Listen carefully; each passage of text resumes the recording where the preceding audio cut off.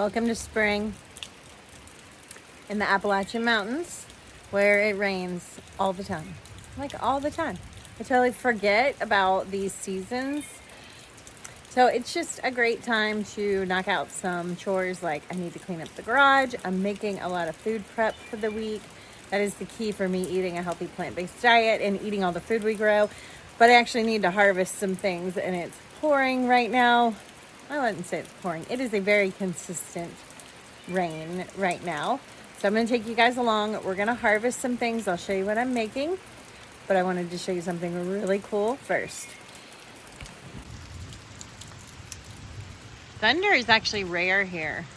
I'm from Florida where we had lots of thunderstorms, but it's pretty rare here, so that's cool.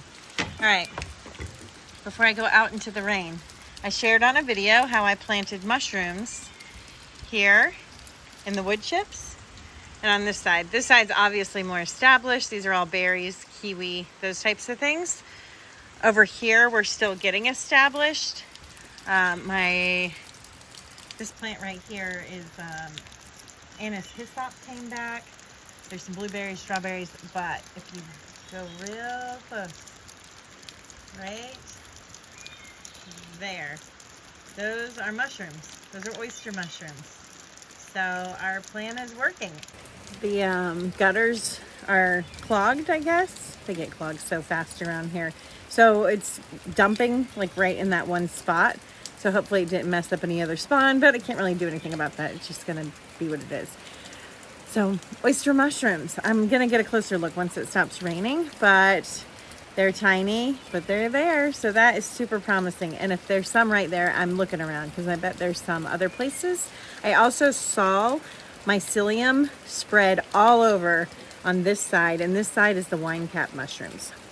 Now, one good thing is I can film on my phone in the rain because these phones are waterproof. I'm not seeing any mushroom yet, but here is where I dug to plant something the other day, and look at all of this. That is mycelium, and it wasn't in the wood chips. So you can get any kind of mycelium in the wood chips, but that looks like spawn. So hopefully soon we'll have some wine caps.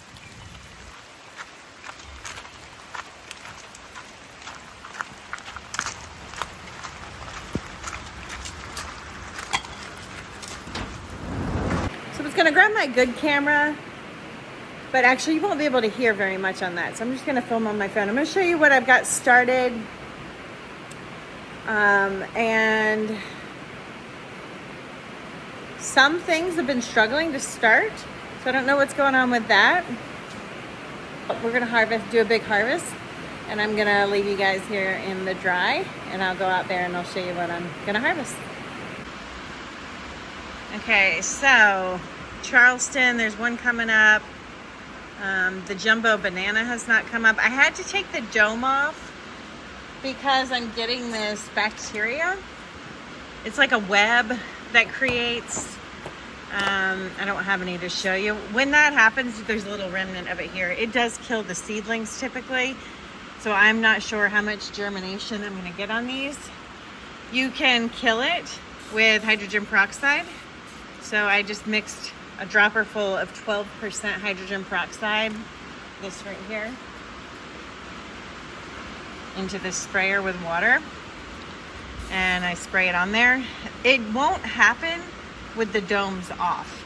It has something to do with just perfect conditions when the dome's on. Actually, there's a little bit in here. So I overseeded. It's okay if not everything starts. That's it right there. That's it. I don't know if you guys can see that right there. That webbing. It'll take over really quickly with the dome on. So we'll see if I need to start some more. We'll start some more. We have a lot started, but there are some things I want to make sure get started, like this jelly melon. We want a jelly melon for sure. And I have some peppers and cauliflower and herbs back there.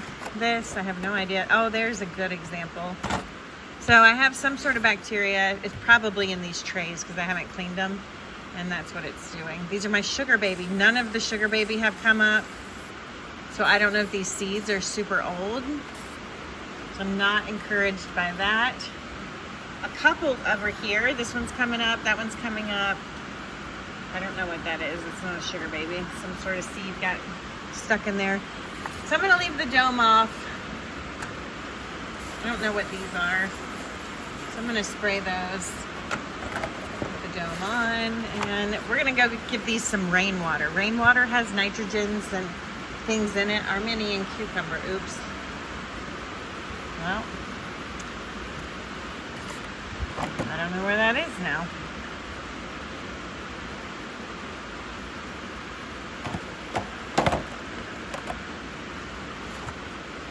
Okay, we lost those. Okay, it stopped raining. I have a bundle of herbs. I actually have 2 bundles over here. I was able to harvest 2 cilantro plants that we're going to seed. I'm going to use some of that in my Indian dish and we're going to juice the rest. I'm making a video on juicing herbs, and that freed up some space to put food in the towers. And that's the goal today, is getting some space freed up because I have starts that need to go into these towers. And I'm always talking about this, but if we interval plant and we have starts ready, it forces you to eat food. And that's exactly what is about to happen. Because there are some things on here that today I was thinking what would go in this dish I'm making that's growing on the towers, and I didn't want to harvest the things because they're a little bit smaller. I feel like they have more time, but I have other ones growing of those things that I can wait till they get bigger. And I need food now, and I need space on my tower now, so it forces me to harvest. So let me show you what those things are. Okay, and I forgot a basket again, so I'm just going to use this tray. I'm going to let my herbs over here, and then let's just get busy harvesting. And let me show you the incredible abundance.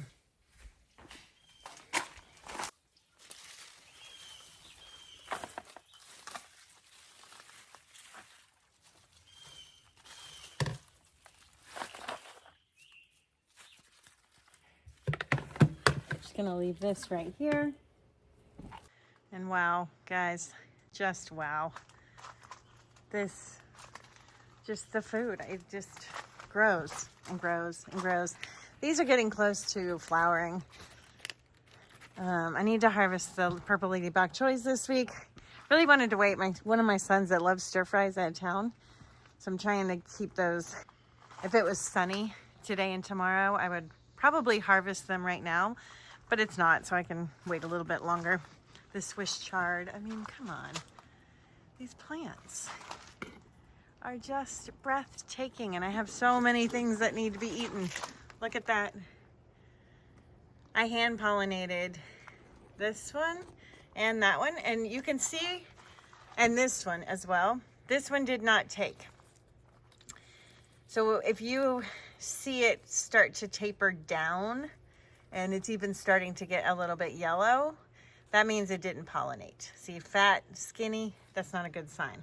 Here, skinny, and we've got fat. Now it does taper a little, but it still is a strong taper. That looks like it got pollinated, same as this one. So I'm pretty, oh, flower fell off. So I'm pretty sure we're good there. Oh, there's another one. Okay.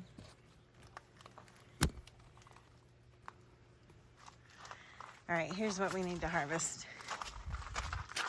This gigantic kohlrabi.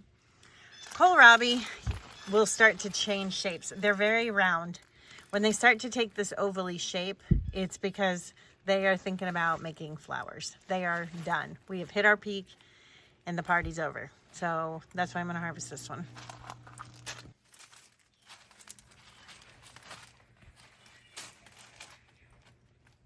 Before we go inside, we're getting a lot of rain today, pretty much all week. And these squash are gonna get powdery mildew really quickly with that much water. I've shared before my recipe. It's 16 ounces of water, 2 capfuls of pH plus, and a teaspoon or so of some sort of good soap, like natural soap. And you spray it on. And one person had, that I met was like, I'm still getting powdery mildew. So when I say we have a cure, you're always going to have powdery mildew. It's like bugs, certain bugs. It's in the environment, but if you don't treat it, it will take over your plant and your plant will be dead very quickly. So we have to get rid of it and keep it under control, but it's a continuous thing. It's not a one and done thing. So I do this all summer long. I come out, I take off leaves that have it on there that are bad, and then I spray this on to prevent it from taking over. And this works. This kept my squash plants, like I have it right here.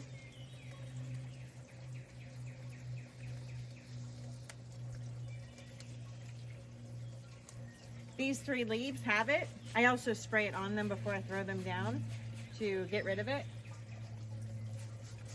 And that's it. We just take those off because they were the worst. And then we put this maintenance spray. So maybe I should call it a maintenance spray. And it's something you have to maintain if you want to grow squash. Because it will take over and kill them very quickly. A lot of times if I know we're gonna have these rainy days, I will do a preventative spray beforehand, and then pretty much every day for the next, I don't know, until it stops raining every day, I will probably come out here and spray these. I just keep it on the rim so that it's easy to remind me so I don't forget.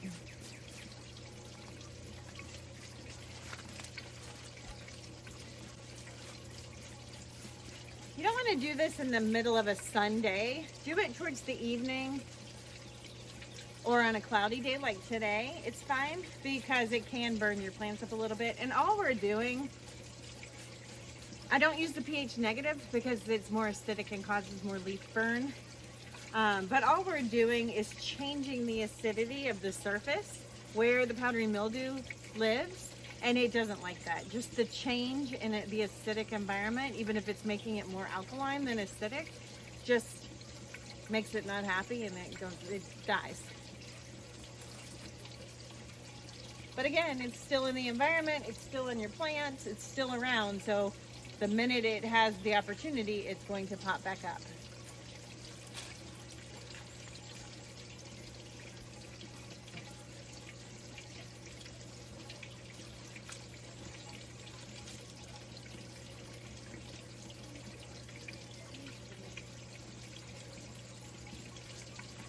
And it's for squash and cucumbers as well. You want to maintain your cucumber plants. I find cucumbers get it in the younger phase much faster than squash.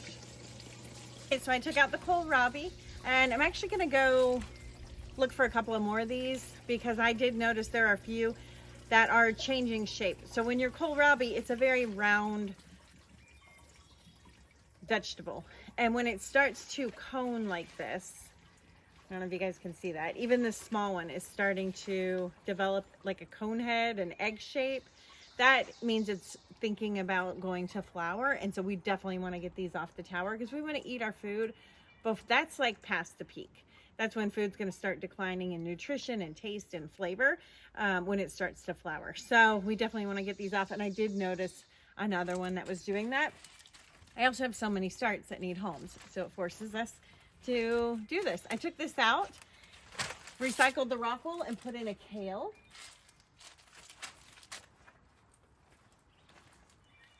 There's a kohlrabi in here. That one can wait.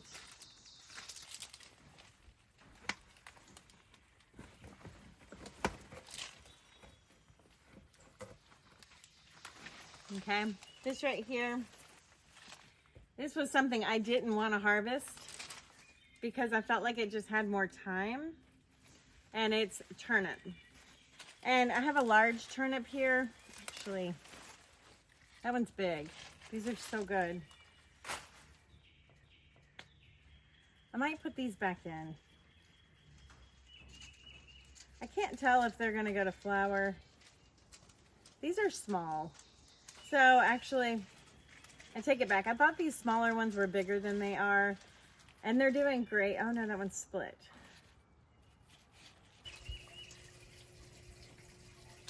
All right, we've pulled the turnips. More kohlrabi starting to take a weird shape. And one trick, I'm gonna throw these into my permaculture landscaping.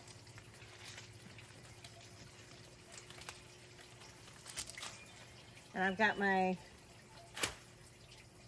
net pot. I'm just gonna clean it off. We're gonna load this up right now.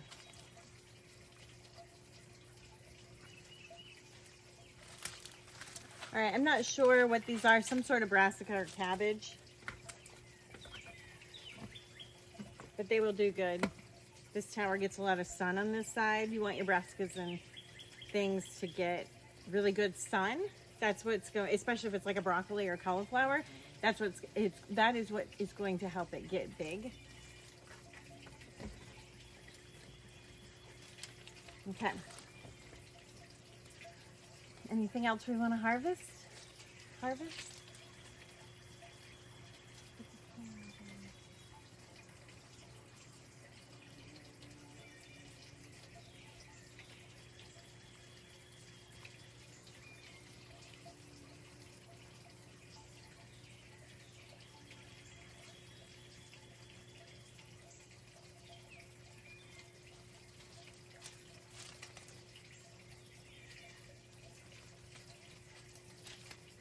Okay, the beets for sure need to be harvested.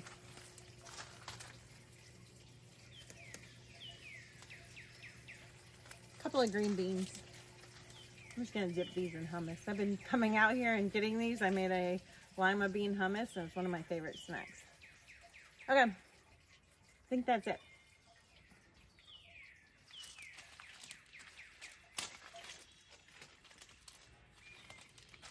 All right, I think that's all I want to harvest.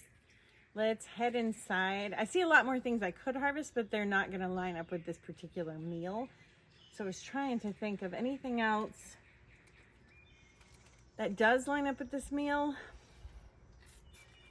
I also want to see if I can find a male flower and pollinate that zucchini just in case.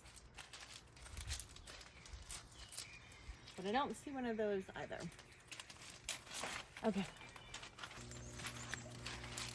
I went ahead and harvested some mustards too. I heavily seeded these to be baby greens and they are looking spindly because it's such a big plant.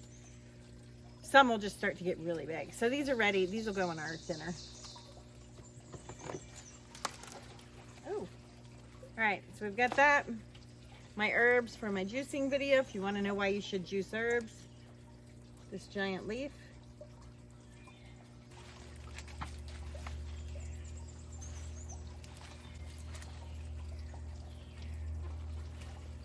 Let's get to work.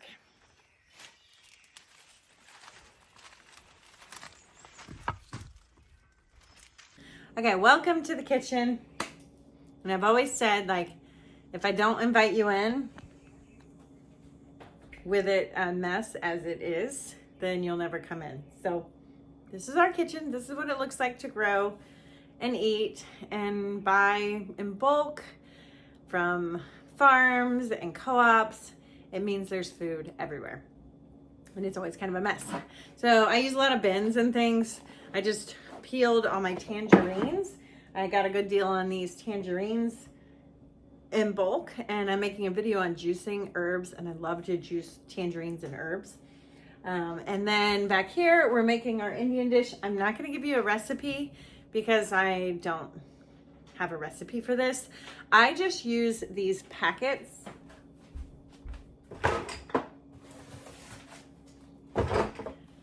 And actually what I'll do is I'll Google, like I Googled a cauliflower Indian recipe this morning. And I started with what it said because I had some cauliflower, just craving cauliflower. And that goes well with a lot of the vegetables that we just harvested at the garden that are going to go in there.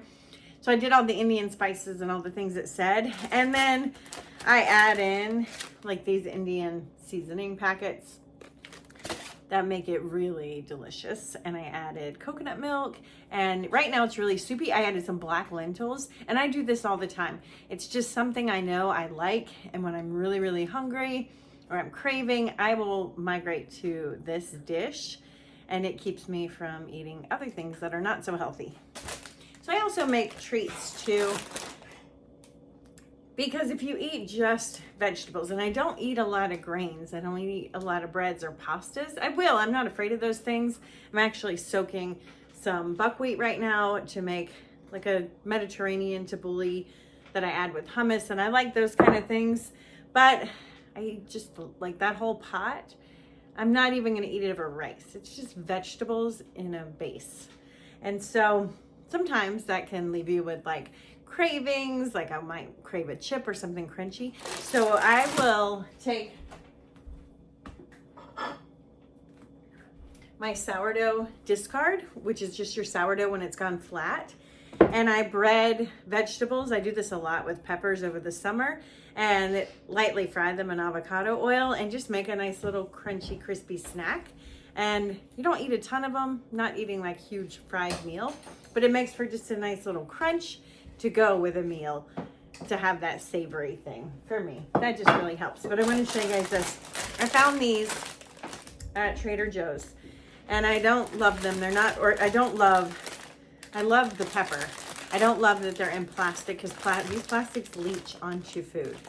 And I don't love that they're not organic, because peppers are known to have some of the highest pesticide loads and the ones that are most harmful to humans on them. But this pepper, it's sweet.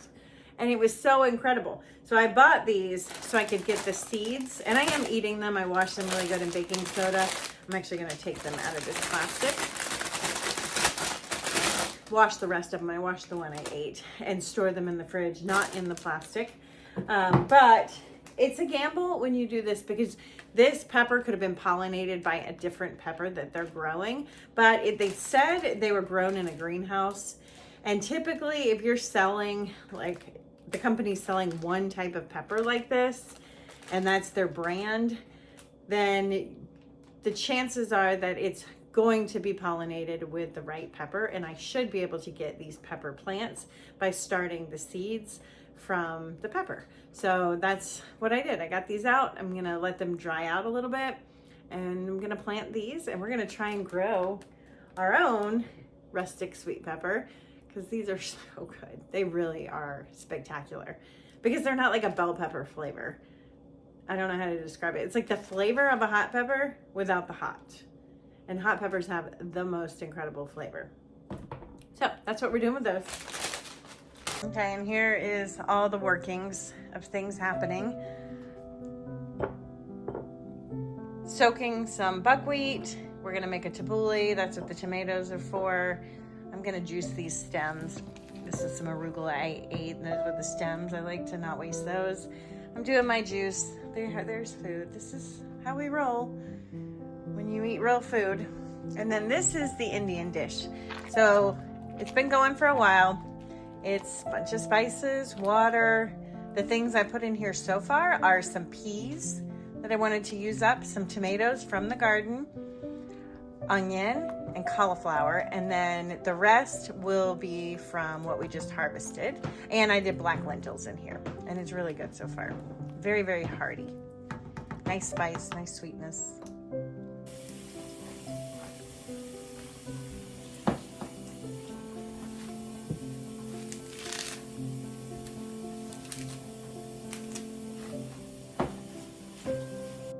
And I view this dish as medicine. It is loaded with spices, and now it's gonna be loaded with greens and vegetables and herbs. And I have a whole book on like herbs and spices, using herbs and spices daily in your food as a form of medicine. And I just love that concept, because it's food, but it's medicine, and it's so good.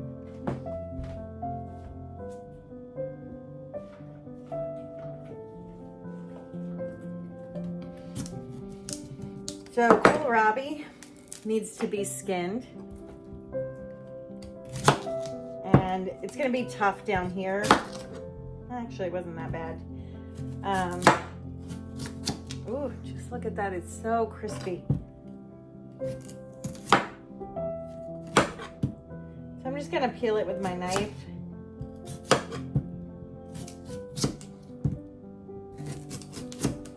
Which takes off a little bit more than I like if I use a peeler, but this one is very mature and it's a little tougher on the edge here. When they're real small, I just peel them with like a potato peeler.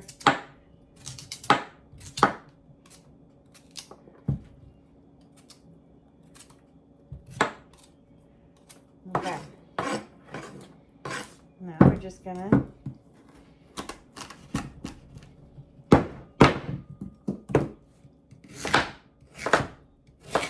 gonna cube this. If you want to eat these raw, definitely harvest them younger than this. But these are great. They're like the texture of an apple. They're so good. Mild, incredible.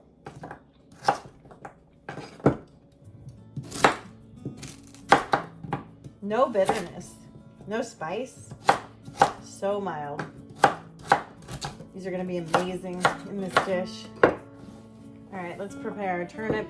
Same thing. This is a yellow turnip. I'm gonna peel. I've had people say they've never had a turnip and aren't sure how to use them. You use them like a potato. They're a great potato substitute. I ferment them a lot. I like them raw too, but they're spicy. So if you cook them or put them in a dish, that spice disappears and they're like a potato. So, chop those up. We're gonna do one more kohlrabi.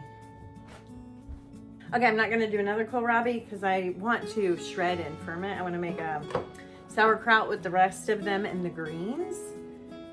So typically all these scraps would go to my chickens, but I don't have any chickens right now.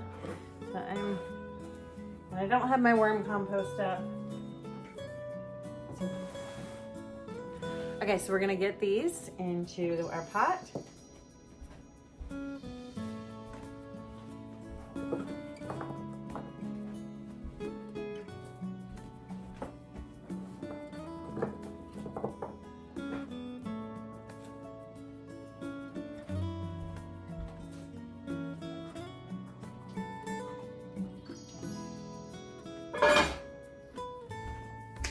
Just like that, we have an amazing meal to have for dinner. We ate off the towers. We harvested some things that needed to be harvested, got some new plants in so that we keep the cycle going. The rain has stopped and the sun is out, which that's encouraging. Thanks for joining me. I'll see you on the next one.